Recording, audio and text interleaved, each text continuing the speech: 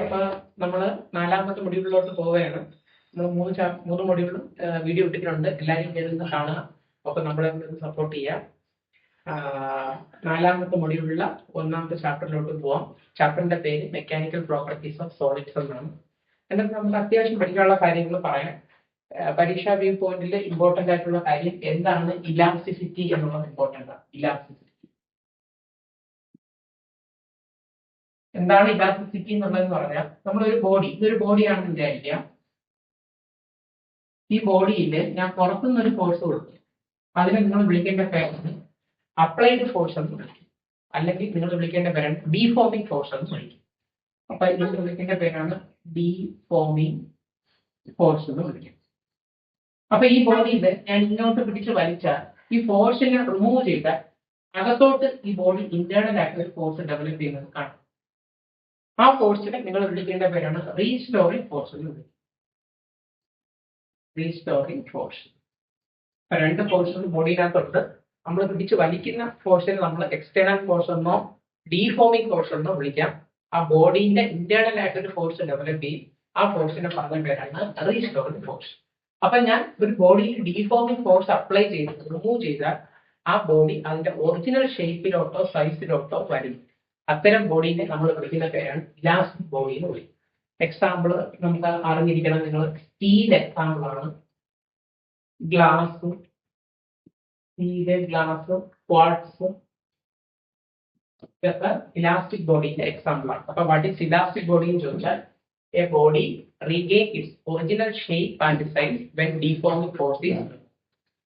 അടുത്ത നമ്മൾ പഠിക്കുന്നതാണ് എന്താണ് പ്ലാസ്റ്റിക് ബോഡി.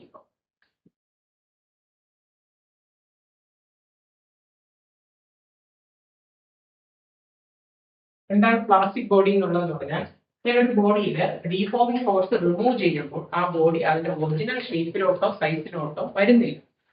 അത്തരം ബോഡിനെ നമ്മൾ വിളിക്കുന്ന പേരാണ് plastic body. A body does not regain its original shape or size when deforming force is removed. അതിന്റെ എക്സാമ്പിൾ സാധാരണ നമ്മൾ ചോദിക്കാറുണ്ട്. പ്ലാസ്റ്റിക് ബോഡിന്റെ എക്സാമ്പിൾ ഏതാണ്? Mud, clay, putty etcetera, plaster of Paris ഇതൊക്കെ പ്ലാസ്റ്റിക് ബോഡിന്റെ എക്സാമ്പിൾ ആണ്. ഓക്കെ, അപ്പൊ ഇലാസ്റ്റിക് ബോഡി എന്താണെന്ന് പറഞ്ഞു. അതേപോലെ നമ്മൾ അടുത്ത് പറയുന്നത് പ്ലാസ്റ്റിക് ബോഡി എന്താണെന്ന്. നിങ്ങൾ അടുത്ത നമ്മൾ പഠിക്കുന്ന ഒരു ടേമാണ് സ്ട്രെസ് എന്ന്. എന്താണ് സ്ട്രെസ് എന്നുള്ളതെന്ന് പറഞ്ഞാൽ നമ്മളൊരു ബോഡിയിൽ ഇവിടെ നമ്മൾ അപ്ലൈ ചെയ്ത ഫോഴ്സ് ഉണ്ടാവും. ഈ ഫോഴ്സിനെ പറഞ്ഞ പേരാണ് ഡീഫോമിംഗ് ഫോഴ്സ്. അപ്പൊ deforming force divided by area, unit area, അല്ലെങ്കിൽ പറയാം normal force divided by area എന്നൊക്കെ പറയാം സ്ട്രെസ്സിന്. അപ്പൊ deforming force divided by area എന്ന് വിളിച്ച പേരാണ് സ്ട്രെസ്. ഒരു ഇലാസ്റ്റിക് ബോഡിയെ സംബന്ധിച്ചോളം ഡീഫോമിംഗ് ഫോഴ്സിന്റെ ആൻസറും റീസ്റ്റോറിംഗ് ഫോഴ്സിന്റെ ആൻസറും സെയിം ആണ്. അപ്പൊ റീസ്റ്റോറിംഗ് ഫോഴ്സ് ബൈ ഏരിയ കഴിഞ്ഞാൽ കറക്റ്റ് ആണ്. ഓക്കെ, ഞാൻ സ്ട്രെസ് എന്താണെന്ന് പറഞ്ഞു. Deforming force divided by area. ഇങ്ങനെ ഇംഗ്ലീഷിൽ പറയാൻ ചോദിച്ചാൽ it is the ratio deforming force divided by area. For an elastic body, deforming force and restoring force are same. So the restoring force divided by area and data. അതിന്റെ unit നമ്മൾ പറയാൻ ശ്രമിച്ചാൽ ഫോഴ്സിന്റെ unit newton ആണ്, divided by ഏരിയയുടെ unit metre square. Okay ആണല്ലോ. ഈ സ്ട്രെസ്സിനെ തന്നെ നമ്മൾ മൂന്നായിട്ട് ക്ലാസിഫൈ ചെയ്യും. അതൊരു തവണ എസ് ആയിട്ട് ചോദിച്ചാണ് സ്ട്രെസ്സും സ്ട്രെയിനും എക്സ്പ്ലെയിൻ ചെയ്യാൻ. അപ്പൊ സ്ട്രെസ്സിനെ പിന്നെയും ഞാൻ മാർക്ക് ചെയ്യണം. സ്ട്രെസ്സിനെ തന്നെ നിങ്ങൾക്ക് മൂന്നായിട്ട് ഡിവൈഡ് ചെയ്യുന്നു.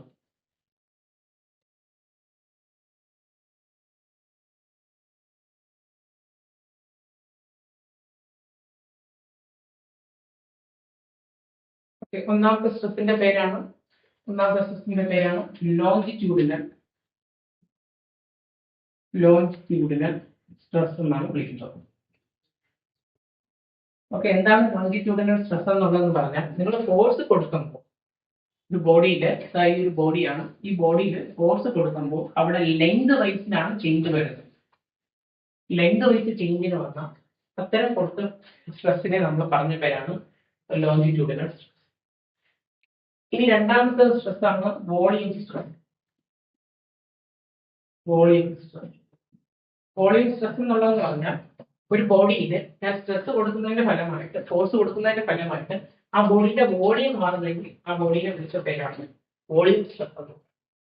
അടുത്ത സ്ട്രെസ് ആണ് ഷിയറിംഗ് സ്ട്രെസ് എന്ന് പറയുന്നത്. Shearing stress. അപ്പൊ ഷിയറിംഗ് സ്ട്രെസ് എന്താണെന്ന് ചോദിച്ചാൽ ഒരു ബോഡിയിൽ ഞാൻ ഫോഴ്സ് കൊടുക്കുമ്പോൾ ആ ബോഡിയുടെ വോളിയം മാറില്ല, പക്ഷെ ഷേപ്പ് മാറണം. അത്തരം ഫോഴ്സിനെ പറഞ്ഞ പേരാണ് ഷിയറിംഗ് സ്ട്രെസ് എന്ന് വിളിക്കും. അപ്പൊ ഞാൻ പറയാം ഒന്നുകൂടെ. വാട്ട് ഈസ് ഇതിന്റെ എല്ലാത്തിന്റെ ഫോർമുല ഇത് ഒന്ന് തന്നെയാണ്. ജനറൽ ഫോർമുല എന്താണ് പറഞ്ഞത്? ഡിഫോമിംഗ് ഫോഴ്സ് ബൈ ഏരിയ, അല്ലെങ്കിൽ force by area, F by A. Okay. അപ്പൊ by applying a force, the length of an object changes. It is called a longitudinal stress. By applying a force, the volume of an object changes. It is called a volume stress. By applying a force without changing its volume, its shape changes. It is called a shearing stress. അടുത്ത നമ്മൾ പഠിക്കുന്നതാണ് എന്താണ് strain എന്ന് പറയുന്നത്. Strain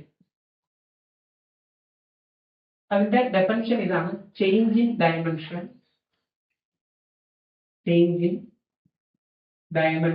divided by original dimension. എന്നാണ് പറയുന്നത്.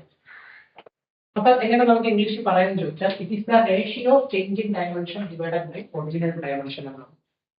അതിൽ നിങ്ങൾ ആദ്യം പഠിക്കുന്ന സ്ട്രെയിൻ ആണ് ലോഞ്ചിറ്റ്യൂഡിനൽ. ഇത് തന്നെയാണ് ലോഞ്ചിറ്റ്യൂഡിനൽ സ്ട്രെയിൻ ആണ് പഠിക്കുന്നത്. ഇവിടെ ഒരു കാര്യം മാറ്റിയാൽ മതി, ഈ ഡയമെൻഷന്റെ അവിടെ ലെങ്ത് ആക്കുക. അപ്പൊ change in length divided by original length എന്നാണ്.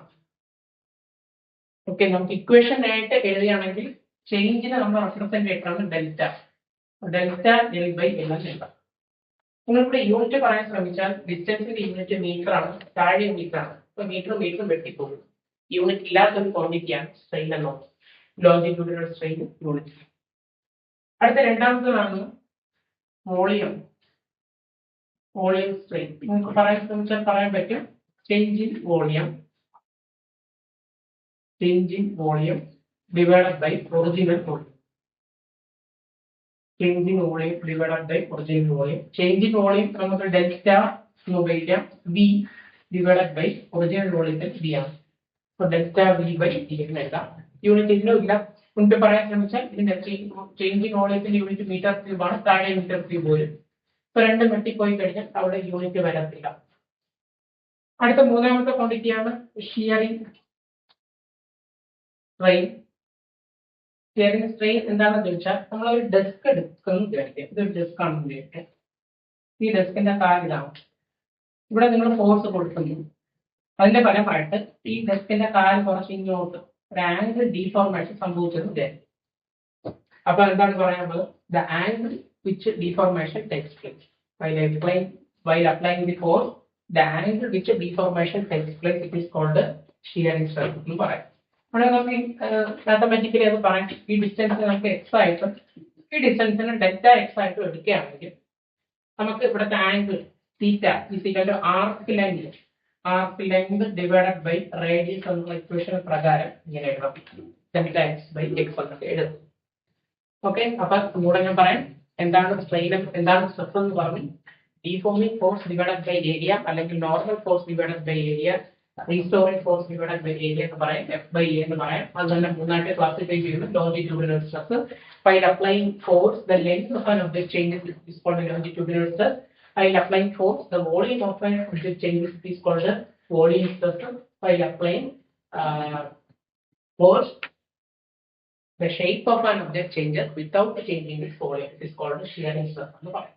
അടുത്ത നമ്മൾ സ്ട്രെയിൻ പറഞ്ഞു. Change in dimension divided by original dimension ആണ്. സ്ട്രെയിൻ തന്നെ മൂന്നായിട്ട് ക്ലാസിഫൈ ചെയ്യുന്നു. Longitudinal strain, volume strain, shearing strain. Longitudinal strain എന്താണെന്ന് ചോദിച്ചാൽ ഈ ഡയമെൻഷൻ കാണുന്നത് ലെങ്ത് ആണ്. So change in dimension divided by original dimension. Volume ആകുമ്പോൾ change in volume divided by original volume. ചേഞ്ചിന് നമ്മൾ റെപ്രസെന്റ് ചെയ്തിട്ടാണ് delta. So delta L by L എന്ന് എഴുതാം. ഇവിടെയാണെങ്കിൽ change in volume delta V by D എന്ന്. Shearing stress ആണെങ്കിൽ the angle which the deformation takes place ആണ് ഡെൽറ്റ എക്സ് ബൈ എക്സ് ഉണ്ട്. ഇത് ഒരു തവണ എസ് ആയിട്ട് 7 മാർക്കിന് വന്നതാണ്, കൃത്യമായിട്ട് പഠിച്ചു എഴുതുക. ഇനി നമ്മൾ അടുത്ത പഠിക്കുന്നത് ഈ പാഠത്തിൽ ഒരു ലോ ആണ്, very very important law, Hooke's law എന്നാണ് അതിനെ പറയുന്നത്.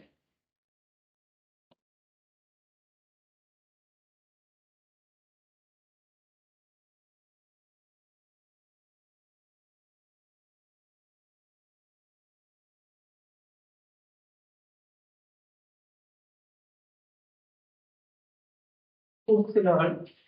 അപ്പൊ ഞാൻ സ്പെല്ലിംഗ് എഴുതാം. കുക്കീസ് എന്ന് വായിക്കരുത്, ഹൂക്സ് എന്ന് വായിക്കണം. Hooke's law. നമ്മളൊരു ബോഡിയിൽ ഞാൻ ഡീഫോമിംഗ് ഫോഴ്സ് അപ്ലൈ ചെയ്തെന്ന് വിചാരിച്ചു, അത് റിമൂവ് ചെയ്താൽ അത് അതിന്റെ ഒറിജിനൽ ഷേപ്പിലോട്ട് വരും.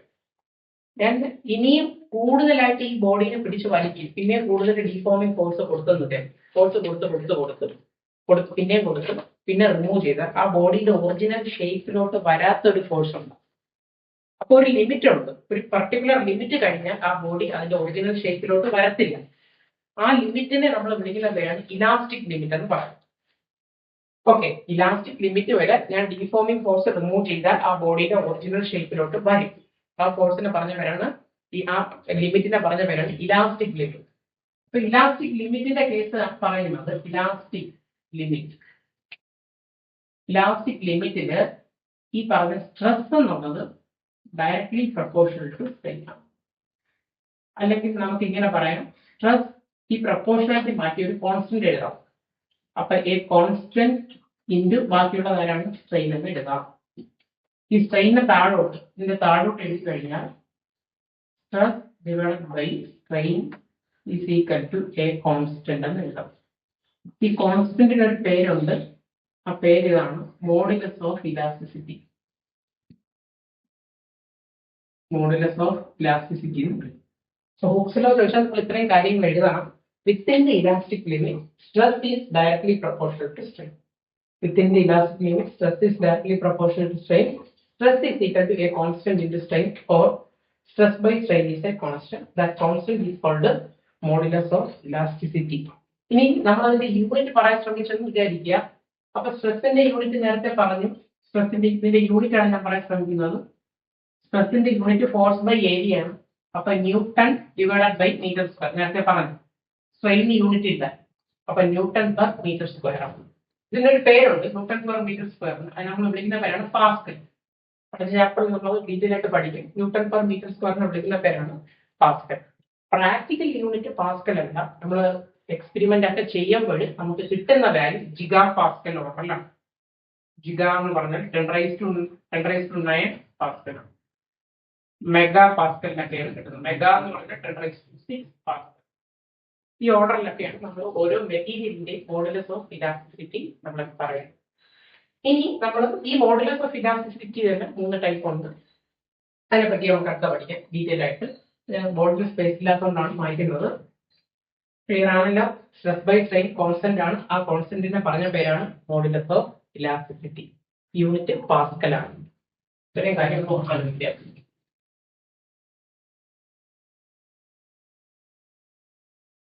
ഒന്നാമത്തെ മോഡുലസ് ഓഫ് ഇലാസ്റ്റിസിറ്റി ആണ്. ഇപ്പൊ 3 മോഡുലസ് ഓഫ് ഇലാസ്റ്റിസിറ്റി ഉണ്ടെന്ന് പറഞ്ഞു. ഒന്നാമത്തതാണ് യങ്സ് മോഡുലസ് എന്ന് പറയും. Young's modulus. ഓക്കെ, അത് എങ്ങനെ ഡിഫൈൻ ചെയ്തിരിക്കുന്നത് വെച്ചാൽ y എന്നുള്ള ലെറ്റർ ആണ്. യങ്സ് മോഡുലസ് എന്താണെന്ന് ചോദിച്ചാൽ longitudinal stress divided by longitudinal strain ആണ്.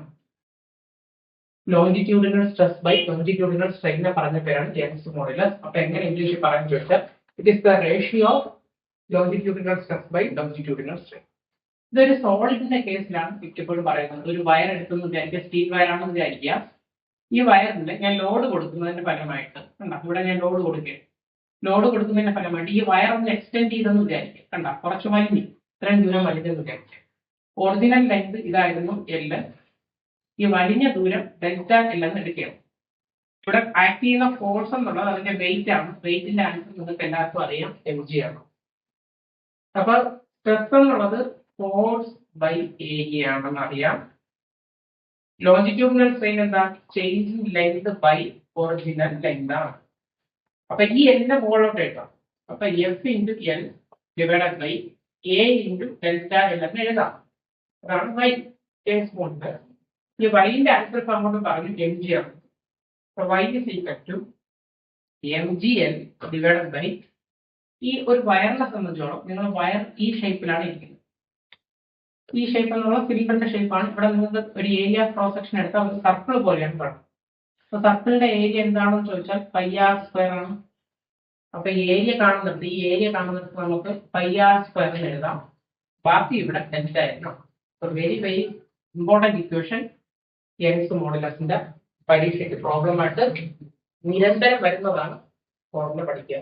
അപ്പൊ യങ്സ് മോഡുലസിന്റെ ഇക്വേഷൻ എന്താണെന്ന് വെച്ചാൽ M G L divided by pi R square delta. Simple equation ആണ്.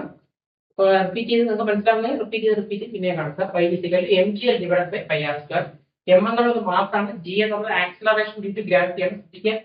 ആക്സിലറേഷൻ ഡ്യൂ ടു ഗ്രാവിറ്റിന്റെ answer 9.8 metre per second square ആണ്. അതുപോലെ എൽ എന്നത് ഒറിജിനൽ ലെങ്ത് ആണ്, ഡെൽറ്റ എന്നത് ചേഞ്ച് ഇൻ ലെങ്ത് ആണ്, ആർ എന്നത് റേഡിയസ് ആണ്. അടുത്ത രണ്ടാമത്തെ മോഡുലസിന് പറയുന്ന പേരാണ് ബൾക്ക് മോഡുലസ്. രണ്ടാമത്തെ മോഡുലസ് ആണ് ബൾക്ക് മോഡുലസ്. അപ്പൊ നിങ്ങൾ ഒരു സ്പോഞ്ചില് വെള്ളം മുക്കി എടുത്തെന്ന് വിചാരിക്കാം. ഓക്കെ, അതാണ് ഞാൻ ഇവിടെ വരച്ച് വെച്ചിരിക്കുന്നത്. ഒരു സ്പോഞ്ച് ഞാൻ അങ്ങോട്ട് ഒരു ഫോഴ്സ് കൊടുക്കും. 4 സൈഡിലും ഫോഴ്സ് കൊടുക്കുമ്പോൾ ഇതിന്റെ വോളിയം കുറയും. ഈ പന്തിന്റെ അല്ലെങ്കിൽ ഈ സ്പോഞ്ചിന്റെ വോളിയം കുറയും. ആദ്യം ഉണ്ടായിരുന്ന വോളിയം ബി. എത്ര വോളിയം കുറഞ്ഞെന്ന് ചോദിച്ചാൽ delta B. Change in volume delta B ആണ്. നമുക്ക് ബൾക്ക് മോഡുലസിന്റെ ഇക്വേഷൻ അറിയാം. Volume stress by volume strain ആണ്. Volume stress by volume strain ആണ് ബൾക്ക് മോഡുലസിന്റെ ഇക്വേഷൻ. എങ്ങനെ ഇംഗ്ലീഷിൽ പറയുന്നത് ചോദിച്ചാൽ it is the ratio of volume stress by volume strain. It is the ratio of volume stress by volume strain ആണ്. സ്ട്രെസിന്റെ equation force by area ആണ്. അതുപോലെ സ്ട്രെയിന്റെ ഇക്വേഷൻ വോളിയം സ്ട്രെയിന്റെ equation delta V by V ആണ്. അപ്പൊ ഈ V നമ്മളോട് പറഞ്ഞാൽ F into V divided by A into delta V എന്ന് എഴുതാം. ഓക്കെ, അപ്പൊ ബൾക്ക് മോഡുലസ് ഈ ഫോഴ്സ് ബൈ ഏരിയ ആണ്. ലിക്വിഡിന്റെ കേസിൽ ഫോഴ്സ് ബൈ ഏരിയ നമ്മൾ പറയുന്നവരാണ് pressure. So F by A പകരം പ്രഷർ എന്ന് എഴുതാം. വി ഇൻറ്റു ഡെൽറ്റ വി എന്ന് എഴുതാം. നമ്മളിവിടെ പ്രഷർ കൊടുക്കുമ്പോൾ ഇതിന്റെ വോളിയം കുറഞ്ഞു അല്ലെ, കുറയാണ് ചെയ്തത്. അപ്പൊ അത് നമ്മൾ റെപ്രസെന്റ് ചെയ്യുമ്പോൾ ഒരു മൈനസ് ആയിട്ട്. So B is equal to minus P V divided by delta V എന്ന് എഴുതും. പ്രഷർ കൂടിയാൽ ബൾക്ക് മോഡുലസ്, പ്രഷർ കൂടുമ്പോൾ വോളിയം കുറയുന്നു എന്നാണ് അതിന്റെ മീനിങ്. ഈ ബൾക്ക് മോഡുലസിന്റെ റെസിപ്രോക്കൽ എടുത്തു കഴിഞ്ഞാൽ, അതായത് 1/b എടുത്തു കഴിഞ്ഞാൽ നമുക്ക് കിട്ടുന്ന പേരാണ് കംപ്രസിബിലിറ്റി എന്ന് പറയുന്നത്.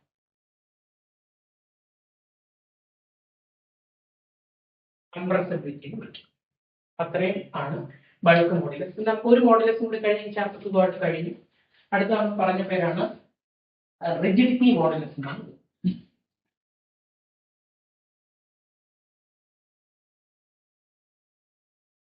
Rigidity modulus. റിജിഡിറ്റി മോഡുലസിന്റെ ഡെഫിനിഷൻ എന്താണെന്ന് ചോദിച്ചാൽ, റിജിഡിറ്റി മോഡുലസ് എന്താണെന്ന് ചോദിച്ചാൽ ഷിയറിംഗ് by shearing strain ആണ് എഴുതുന്നത്. Shearing stress by shearing strain is the ratio of shearing stress by shearing strain. നേരത്തെ പറഞ്ഞാൽ ഫോഴ്സ് ബൈ ഏരിയ ആണ് സ്ട്രെസ് എന്നുള്ളത്, ഷിയറിംഗ് സ്ട്രെയിൻ എന്നുള്ളത് theta. So N is equal to F by A into theta എഴുതാം. നമ്മൾ 3 type modulus of elasticity പറഞ്ഞു. ഒന്ന് Young's modulus ആണ്. യങ്സ് മോഡുലസിന്റെ ഡെഫിനിഷൻ അറിയാം. Longitudinal stress by longitudinal strain ആണ്. ഇക്വേഷൻ ഒക്കെ നമുക്ക് എക്സ്പാൻഡ് ചെയ്ത് നമുക്ക് കിട്ടിയ ഇക്വേഷൻ ഏതാണ്? M G L divided by pi R square into delta. Bulk മോഡുലസിന്റെ equation minus P V divided by delta V M. Rigidity മോഡുലസിന്റെ equation F divided by A into theta. ഇതെല്ലാം കൂടെ മോഡുലസ് ഓഫ് ഇലാസ്റ്റിസിറ്റി എല്ലാം കൂടെ വ്യക്തമായിട്ട് ചോദിച്ചു. വളരെ simple ആയിട്ട് പെട്ടെന്ന് പഠിച്ചു തീർക്കാൻ പറ്റുന്ന ചാപ്റ്റർ ആണ്. അപ്പൊ എല്ലാവരും എന്ത് ചെയ്യുക, കണ്ട് പഠിക്കുക. Very all the best. സമയം അടുത്തെത്തി, നമുക്ക് ഒരുപാട് സമയമില്ല, നന്നായിട്ട് കിട്ടിയിട്ട്. Okay, thank you.